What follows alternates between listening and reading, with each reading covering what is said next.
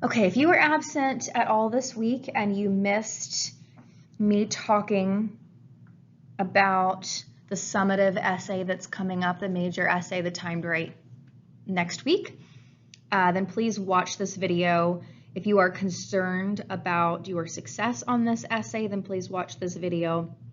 I think this could be helpful for many of you guys. So the essay next week is an argumentative synthesis essay. In other words, you are going to pick one of the 3 prompts, which I will show you here in a moment, and you are going to make an argument about that prompt. It's a synthesis essay because you are going to be using a minimum of 2 sources as support for whatever argument you are making. Whether you're in blended or traditional, you will have 55 minutes to write your essay. For blended, we'll start about 5-10 minutes into the period, and then for traditional, we'll go the entire class period. This is taken straight from your actual prompt page that you will see next week. So it says, during this unit, we've read, viewed, discussed many texts about these different topics, specifically these 5. Obviously, Americana. You are required to use Americana as evidence for your argument. Every single advanced comp student of mine will be using Americana as evidence. Then you have these 4 additional texts: the Universal Declaration of Human Rights, the TED Talk, Danger of a Single Story, another TED Talk, How to Teach Kids About Taboo Topics, and America's Shifting Views on Immigration, which was a short article. You can use one of these sources as additional evidence as support for your argument for whichever prompt you choose. Someone asked me if they could use 2 of these short texts, and my answer is always 100% yes, as long as you're still providing sufficient insight and analysis, and as we'll talk here in a moment, as long as you are still fulfilling the required chunking structural requirements. So Americana for everybody, and at least one additional source from the list above within your essay. This is also taken straight from the prompt page that you'll see next week. So the task instructions. Again, you're going to take a stance to form a position on a prompt question. This is not an analysis of Americana. I'm worried that some of you guys will end up writing an essay analyzing, aka what would end up being summarizing the novel. This is not the goal. The goal of this essay is for you to argue your point. So think about some of the chunked paragraphs that we have written in the last couple of weeks. I've asked you to argue about a topic. You just happen to have these texts in front of you that are related to that topic that help you prove your argument. You'll organize your essay into the following format. You're going to have an introduction paragraph, 2 body paragraphs, and 1 concluding paragraph. If you're a really, really fast writer, you're of course always welcome to write more than 2 bodies, but for most of us, 2 body paragraphs will be a sweet spot. Your body paragraphs will be chunked. I'll explain what that looks like here in a moment, but remember, chunking just means the CEA format. Again, you have to use 2 of the 5 texts provided. Americana is required, plus an additional. And again, I will explain here in a moment what the structure of the overall essay looks like if you chunk, and there's different ways to do this. You will also have to maintain a formal academic writing style. In other words, you need to be practicing how we've been writing claims, formal writing, so we're not writing the way that we are speaking. And again, correct grammar usage, capitalization, spelling, punctuation. I'm not going to be a super stickler on any of these things unless it's such an issue that I'm concerned or I'm questioning why are you in a 12th grade class. Like if you're writing like a 3rd grader in terms of your spelling and punctuation and capitalization, that's a problem, but it is a timed write. And so if you make a mistake here and there, I'm cool with that. However, we have learned 3 grammar concepts so far this year. We've done formatting titles correctly, meaning quotes or italicized. We've done commas, and we've done some commas, and we've done semicolons. So those 3 things should be formatted correctly in your essay because we've learned them. But again, if you make a comma mistake one time in your essay, you'll be fine. Okay, so organizing your essay, you have a few options. Again, in your essay, you have to use Americana and you're going to use at least one other source. So in your intro, include context about the topic, about the prompt. A lot of you guys are going to want to give me context and summarize Americana, because you're using two texts in this essay. This is not an essay about Americana. So you should be putting context, background information, anything the reader needs to know about the topic before you jump into the meat of your essay. You should be finishing your introduction paragraph with a thesis statement. In your thesis statement, you're not mentioning the texts. This has already been a question that I've heard several times, and it's always an issue. Your thesis statement is not saying in Americana and danger of a single story. No, don't mention anything about evidence in this essay unless you're on the evidence section of your chunks. Your thesis statement should be you, the student, answering the prompt question. Clearly state your opinion, your position about whatever prompt you have selected. And then we get to our body paragraphs. So here's one way that you can organize your essay. You can organize your essay by saying, you know what, I have this really cool idea. So my claim is arguable, it's specific, it's about the topic, the prompt. And then I'm going to use Americana only for this first paragraph. Embed your evidence, have your analysis. These are some questions you can use on this slide about how to expand your analysis. Then body paragraph 2, you have an arguable specific claim that's about the thesis or the prompt, but you only use a different text in this paragraph. And again, then you follow up with your analysis. And your conclusion, you restate the thesis and then talk about why the heck does this topic, this prompt matter in the world. That's one way you can do it. So in the top right-hand corner of this slide, I gave you a nice little summary. Intro, each of your bodies is going to be CEA, a different piece of evidence in each. This format worries me because what ends up happening is that y'all end up writing your claim 1 about Americana and then your claim 2 about whatever other text you're using. Your claims should always be about the prompt. Your claim should be relating directly with the thesis statement and the prompt that you are answering. Next week, while you guys are working on your one-pagers, I will walk around, awkwardly hover and read over your shoulder. I'm going to make sure before you enter into your essay that your thesis and your 2 claims are solid. And if there's an issue with those, hopefully I will be able to let you know before the essay day, because I'm not trying to ding you guys on these skills, but I need you to follow this kind of formatting because this is how you write a solid argumentative synthesis paper. So that's your first option.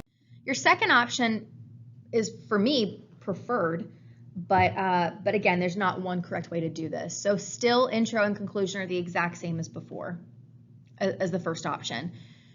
With this option though, you're double chunking one of your paragraphs. And when you do this, that paragraph ends up being a lot stronger, meaning that the argument that you're making in that paragraph is stronger. Remember, the goal of evidence in an essay is not for the teacher to force you to have to read and sift through a book for a quote. The goal of evidence in an essay is support. You're making an argument. You've formed an opinion about this prompt, and you're spending the entire essay trying to prove your point. By the end of the essay, I should believe whatever you've argued as being fact. You should be able to sway me. You've made such a solid argument.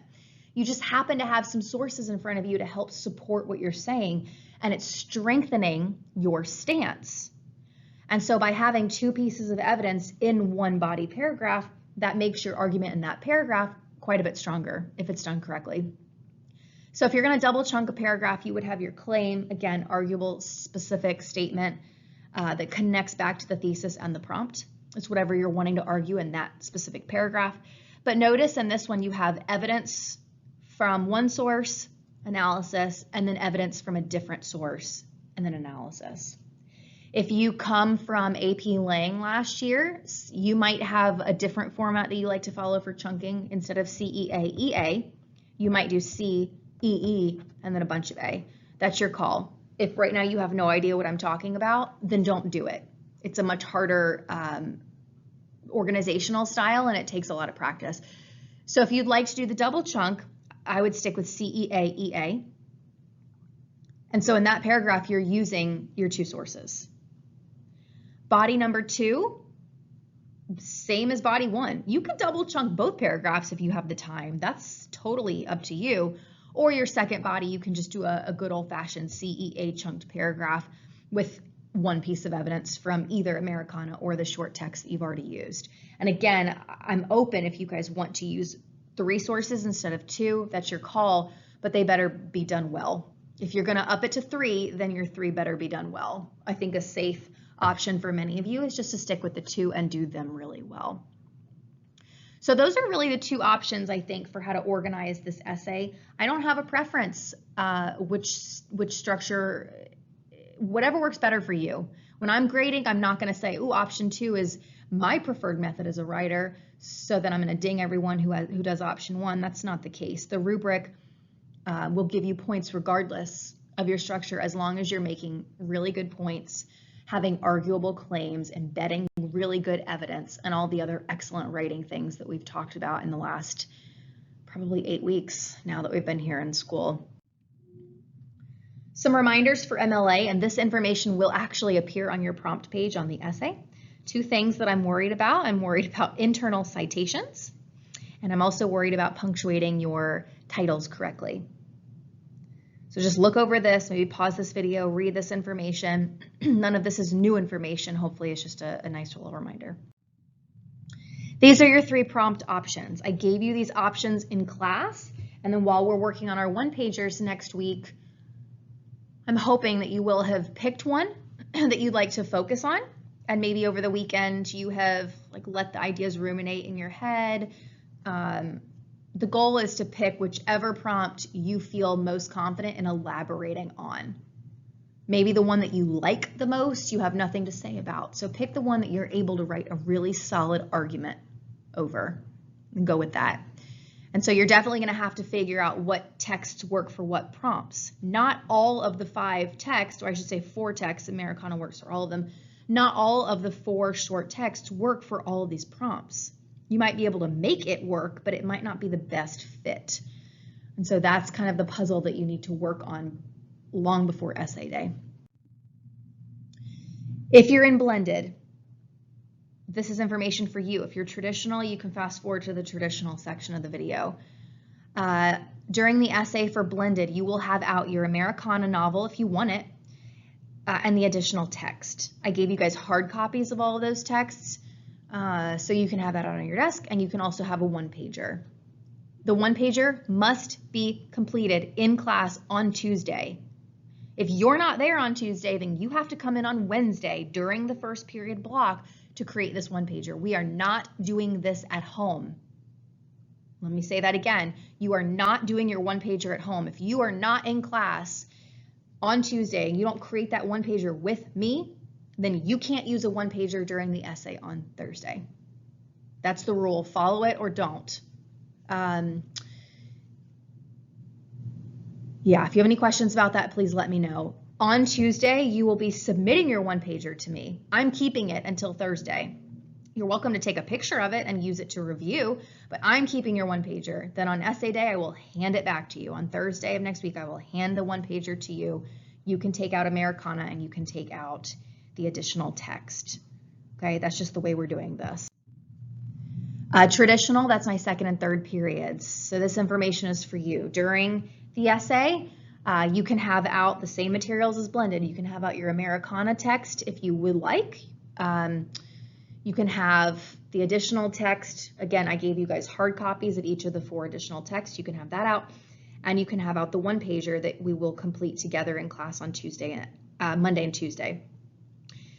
The one-pager is being done in class on Monday and Tuesday.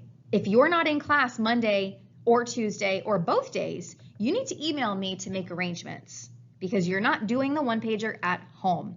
No one for any of my classes is doing the one-pager at home. It must be done with me in front of me, and I will collect it up from you on Monday night. I'll give it back to you Tuesday in class and you'll finish it.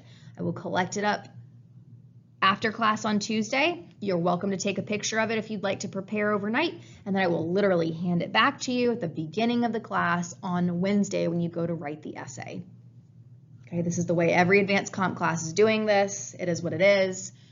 Please try to be in class Monday, Tuesday, and Wednesday of next week. Unless you're projectile vomiting or you're in the hospital for some reason, please try to be here on the 2 days when we're doing the one-pager so I can help you, and on Wednesday when you're writing the essay.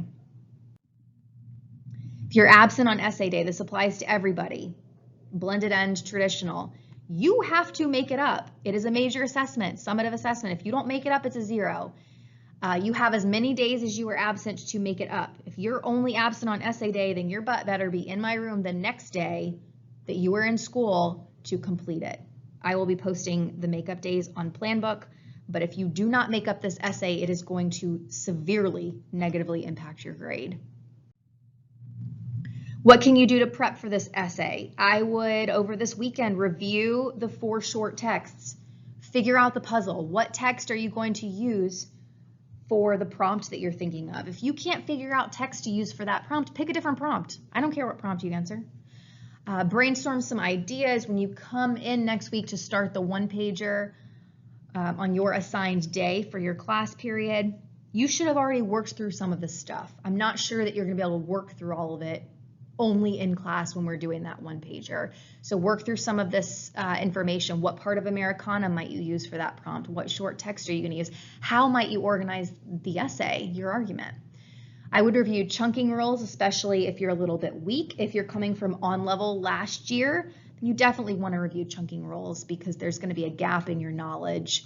We've done them in class. You've done this stuff with me, but maybe you don't have as much practice as, say, an honors student or an AP Lang student who wrote and wrote and wrote last year for their course. Review MLA if you struggle with it. And again, just remind yourself of the rules for this one-pager.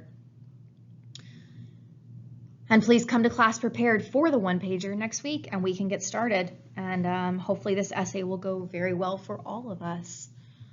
Email me this weekend if you have any major questions, or please ask first thing when I see you next week. And yeah, hopefully I'm grading all A's. All right, have a great weekend.